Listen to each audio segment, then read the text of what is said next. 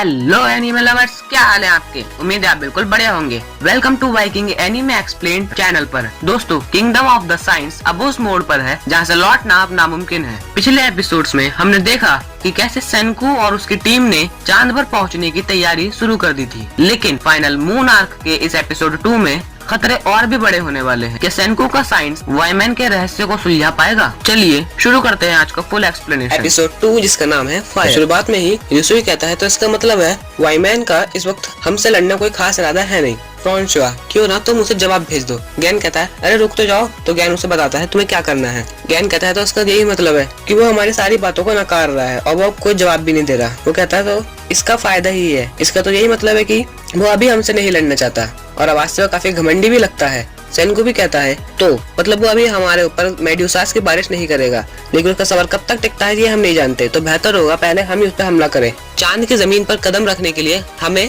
एक रॉकेट और एक स्पेसशिप और एक स्पेस शूट चाहिए होगा। ये तीन सबसे जरूरी चीजें हमें चाहिए। चैन से कहती है तो मतलब हम स्पेस की जमीन पर कदम रखने वाले हैं, तो मतलब हम चांद की जमीन पर कदम रखेंगे। मुझे तो लगा था हम चांद के चक्कर काटेंगे। सेनकू कहता है जाहिर सी बात है हम चांद पर ही जाएंगे, वरना हम अपने प्यारे वाईमैन से कैसे मिलेंगे। इधर यूसुई कहता है तो क्यों ना हम सबसे पहले चलें जुनूनी लोगों के देश स्पेन में, वही है बार्सिलोना। सेनकू कहता है हाँ, हमें स्पेन से फ्लोराइड चाहिए, एक ऐसा मिनरल जो गर्म किए जाने पर चमकता है और स्पेस शिप और स्पेस सूट बनाने में वो सबसे ज्यादा काम की चीज है। यूसुई कहता है मुझे वो चाहिए। इधर फ्रांसुआ भी ब्लश करते हुए कहती है कि इस पत्थर की दुनिया में भी मैंने उसे पाने का सपना बुना था। और उसे कहता है हाँ, और मैं उसे पालूंगा। Olive oil. गैन कहता है क्या सच में हमें ऑलिव ऑयल के लिए वक्त है? रूसोई कहता है लेकिन मुझे ऑलिव ऑयल चाहिए। रूसोई कहता है हम दुनिया भर में घूमते हुए चीजें इकट्ठा करेंगे। तो वो लोग स्पेन पहुंचते हैं। इधर गैन कहता है बताओ हमने हफ्ते भर में ही इतना लंबा सफर तय कर लिया, जो नया परसिस तो कमाल का है। इधर यूसुई भी कहता है तो क्यों ना अब हम ऑलिव तोड़ने का काम शुरू कर दे। वो चैंसी से नक्शा बनाने को कहता है।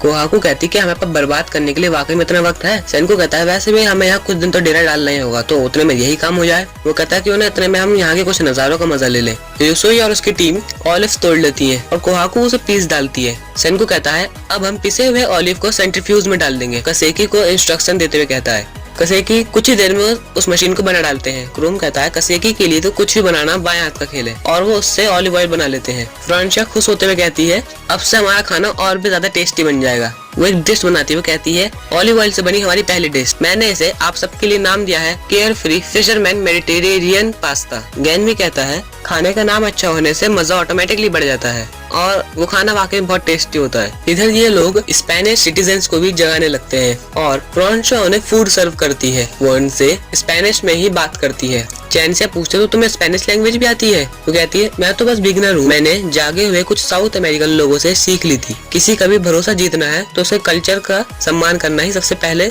करना चाहिए। इधर स्पेनिश लैंग्वेज में वो उन्हें थैंक्स कहते हैं। सुइका को इस सब का मतलब नहीं पता था, तो वो फ्रांसुआ से ही पूछ लेती है। चैनसिया भी कहती है मैंने भी काफी सारी जापानीज सीख ली है, मैं भी जल्द ही दुनिया भर की सारी भाषा सीखना चाहती हूँ। इधर कोहाकू और क्रोम बात कर रहे होते हैं कि लोगों को जगाने से उनके लिए खाने की समस्या को भी हल करना होगा, और वो वहाँ पे बुल्स पर धावा बोल देते हैं। कसेकी कह रहे होते हैं इतना खाने के बाद कुछ मीठा मिल जाए तो मजा आ जाए, और इतने में ही क्रोम और कोहाकू भागते हुए आते हैं। क्रोम कह रहा होता है हर बार मैं ही क्यों फंसता हूँ। स्पेनिश कहते हैं ये तो जंगली बुल है, और इधर रूसोई कहता है वो अच्छा अब मजा आएगा। वो अपनी बुल फाइटिंग स्किल से बड़े आराम से उन बुल्स को ढेर कर देता है। गैन कहता है तुमने ये कहाँ से सीख ली?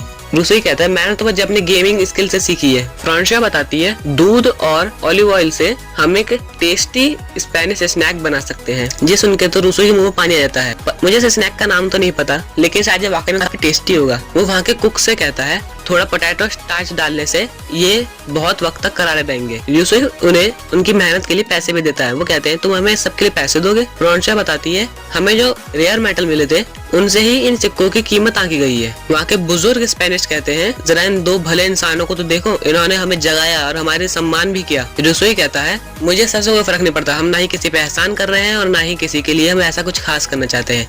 मैं तो बस इस दुनिया का सबसे लालची बंदा हूँ, इस दुनिया में सब कुछ पाना चाहता है। गैन कहता है हमारे पास किसी पर हुकूमत करने का वक्त ही कहाँ है, हम तो दुनिया भर में घूमकर लोगों को जगाने की कोशिश कर रहे हैं। रूसोई कहता है मेहनत करने वाले लोगों को उनका हक मिलना ही चाहिए, नानामी कांग्लोमेरेट ऐसे ही काम करता है। वो फ्रांसुआ से कहता है और इसी बहाने इस दुनिया की नई करेंसी पर हमारा कब्जा होगा। वो आपको कह रही होती है इसके दिमाग में पक्का कोई ना कोई खिचड़ी पक रही होती है। स्पेनिश भी उनका साथ देने के लिए बिल्कुल राजी होते हैं।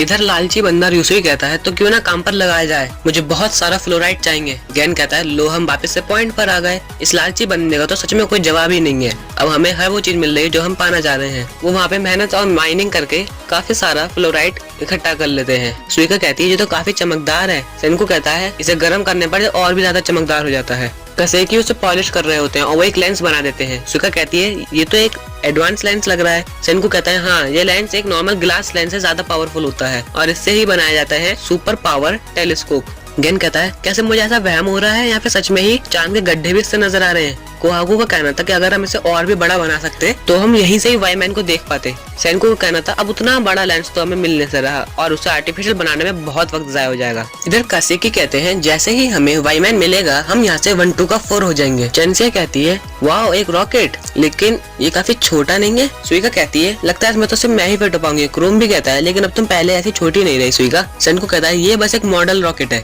मन कर रहा है इसमें डॉक्टर ज़ैनो को बनाया हुआ इंजन प्रोटोटाइप इसमें लगाकर इसे टेस्ट कर डालूं। गेन कहता है लगता है हम पत्थर की दुनिया में भी कुछ भी हासिल कर सकते हैं। इधर यूसुई कहता है हालांकि हमें इस सब के लिए बहुत ही सटीक ट्रेजेक्टरी कैलकुलेशन की जरूरत होगी और इसलिए हम मैथमेटिक के देश जाने वाले हैं इंडिया। गेन कहता है क्या मैथमेटिक का देश? सेनको कहता है हाँ इंडिया में ही हमेशा से ही सबसे एडवांस मैथमेटिक पढ़ाए जाने का चलन रहा है और वहाँ सबसे ज्यादा मशहूर मैथमेटिशियन मिलते हैं और यही वजह है कि वहाँ के लोगों को पूरी दुनिया में सबसे ज्यादा मैथ जानने के लिए पहचाना जाता है। यूसुई कहता है और इसलिए हमें कंप्यूटेशन कैलकुलेशन के लिए इंडिया के मैथमेटिशियन की जरूरत है। क्रोम पूछता है क्या कोई मुझे बताएगा हम इंडिया कैसे जाएंगे? फ्रांसुआ कहती है हमें केप ऑफ वुडहुड से गुजरते हुए एक लंबा सफर तय करना होगा। यूसुई कहता है मगर हमें इस लंबे सफर में फ्यूल के काफी खर्च करने वाले हैं। तो इधर चैंसी कहती है तो लेकिन हम तो साइंस की मदद से फ्यूल बना ही लेंगे है ना? यूसुई कहता है हाँ और इसीलिए तो हम अपने साथ बायोफ्यूल का पूरा प्लांट ही लेकर चलते हैं, लेकिन उसे पूरा भर जाने तक हमें यहीं पर अटके रहना पड़ेगा महीनों तक या सालों तक भी। अब इसलिए सब लोग सोच में पड़ जाते हैं। इधर क्रोम कहता है यहाँ देखो ये जगह जुड़ी भी नहीं है, यहाँ थोड़ा सा गैप है, मतलब हमें बस इस जगह से निकलना है। मेरा मतलब क्या ये एक शॉर्टकट नहीं हो सकता? फ्रांसुआ कहती है ये एक स्वेज कनाल है, 2 समुद्रों को जोड़े जाने वाला इंसानों द्वारा एक बनाया हुआ रास्ता। सुइका कहती है मुझे ऐसा लग रहा है मैंने ये पहले भी कहीं सुना हुआ है। गेन कहता है वो बनामा कनाल थी। कोहाकू कहती है तो क्यों ना हम उसे पार करें, हमने बनामा कनाल के सामने काफी जल्दी घुटने टेक दिए थे। यूसुई कहता है मैं भी यहाँ रुकना नहीं चाहता, लेकिन एक कैप्टन होने के नाते मैं इतना बड़ा रिस्क नहीं ले सकता, हो सकता है वो बंद हो और अगर ऐसा हुआ तो शायद हम वहाँ से यू टर्न भी ना ले पाए। इधर गैन चैंसिया को मक्खन लगाते हुए कहता है तुम तो इस दुनिया के सबसे महान ज्योग्राफर हो ना, लेकिन चैंसिया उसकी बात पूरी होने से पहले कह देती है मुझे चने के झाड़ पर मत चढ़ाओ। क्रोम कहता है अगर चैंसिया उसे किसी पावरफुल टेलीस्कोप से दूर से ही देख पाती तो कितना अच्छा होता। कासेकी ऑरा फार्म करते हुए कहते हैं ये लो टेलीस्कोप और इधर वो अपने हेल वाले बैलून की मदद से चैंसिया उसे देखने की कोशिश करती है। इधर चैंसिया काफी गौर से देखते हुए ड्रॉ करने लगती है और वो बताती है देखो वो तो बंद है। गेन कहता है हमेशा की तरह फिर से सेनको की किस्मत ने उसे धोखा दे डाला, लेकिन चैंसी कहती है लेकिन जरा गौर से देखो वो कनाल अब भी जुड़ी भी है, लेकिन ये बात भी तय कि वो पूरी तरीके से बंद हो चुकी है। वो कहती है लेकिन दरअसल ये तो मलबे का ढेर से बना हुआ एक बांध है। यूसुई कहता है 3700 सालों में क्लाइमेट चेंज की वजह से ऐसा हुआ होगा। सेनको कहता है हाँ वहाँ काफी सारे पेड़ उगे होंगे और वो टिक नहीं पाए इसलिए वो वहाँ डूब के बह गए। कोहाकू कहती है तो क्यों ना हम उसे पूरी ताकत से तोड़ डाले। गेन कहता है वो 20 किलोमीटर दूर है। इधर यूसुई कहता है तो इसका मतलब ये है हमें उसे दूर से ही उड़ाना होगा। सेनको कहना था तो मतलब हमें उस कनाल को 20 किलोमीटर दूर से ही उड़ाना होगा क्योंकि हम उसमें शिप को ले जा नहीं सकते। वो सोच रहे तो अब हम करेंगे कैसे, लेकिन दरअसल यहाँ तो बस एक ही ऑप्शन था और वही साबित होता है। सेनको इधर उस मिनीचर रॉकेट का इस्तेमाल करता है। वो कहता है वो अपने पास्ट को याद करते हुए कहता है डॉक्टर ज़ैनो और मुझे अपना पहला रॉकेट बनाने में काफी वक्त लगा और वो उसे लॉन्च कर देते हैं, वो उसे मैन्युअली कंट्रोल करते हैं। इधर यूसुई कहता है और हम उसी ताकत का इस्तेमाल करते हुए सुएज कनाल के अड़चन को पार करेंगे और वो सुएज कनाल को उस बांध को पूरी तरीके से तोड़ देते हैं और सुएज कनाल की इस अड़चन को वो बिल्कुल क्रॉस कर देते हैं। इस कमाल के सीन के साथ ही एपिसोड 2 की एंडिंग हो जाती है। तो दोस्तों ये था डॉक्टर स्टोन के इस थ्रिलिंग एपिसोड का